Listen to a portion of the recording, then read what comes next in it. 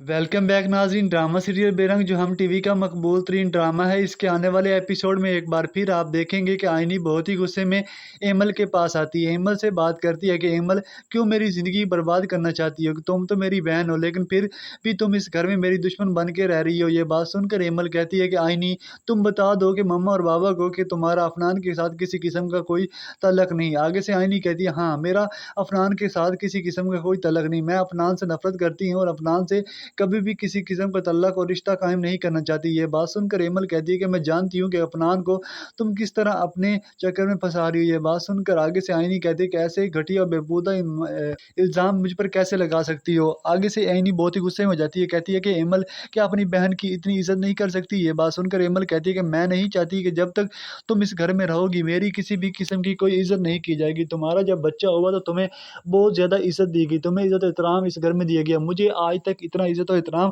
कभी भी नहीं मिला। ये बात सुनकर आगे से आईनी कहती है कि तो फिर इसमें मेरे मेरा क्या कसूर है?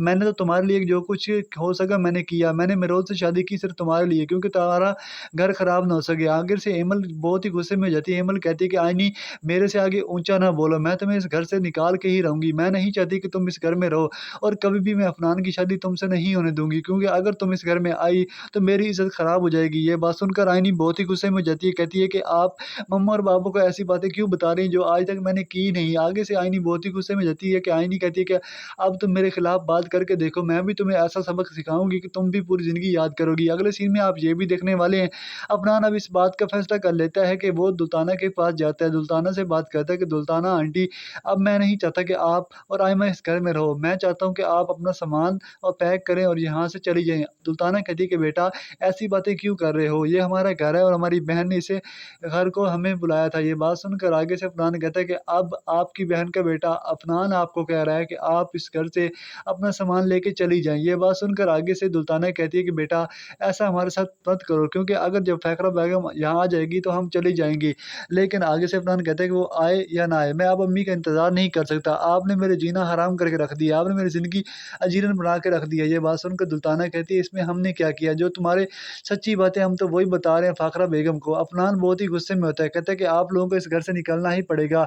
नाज़रीन, आने वाले एपिसोड बहुत इंटरेस्टिंग होने वाले हैं कि अफ़नान एक बार फिर दुल्ताना से कहता है कि तुम लोग यहाँ से जल्दी से अपना सामान पैक करो, यहाँ से चले जाओ।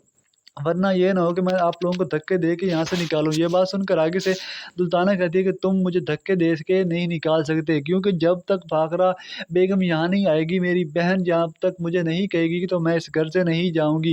ये बात सुनकर अफ़नान गुस्से में आ जाता है। अफ़नान कहता है कि मैं आपको धक्के दे के निकालूँगा, क्योंकि अब मैं नहीं चाहता। अगर आप लोग यहाँ पे रहेंगे तो आप लोगों को मुझसे एक वादा करना होगा कि आइमा और आप मेरे बारे में किसी भी किस्म की कोई बातें नहीं करेंगे। ये सब कुछ आप देखने वाले आने वाले एपिसोड में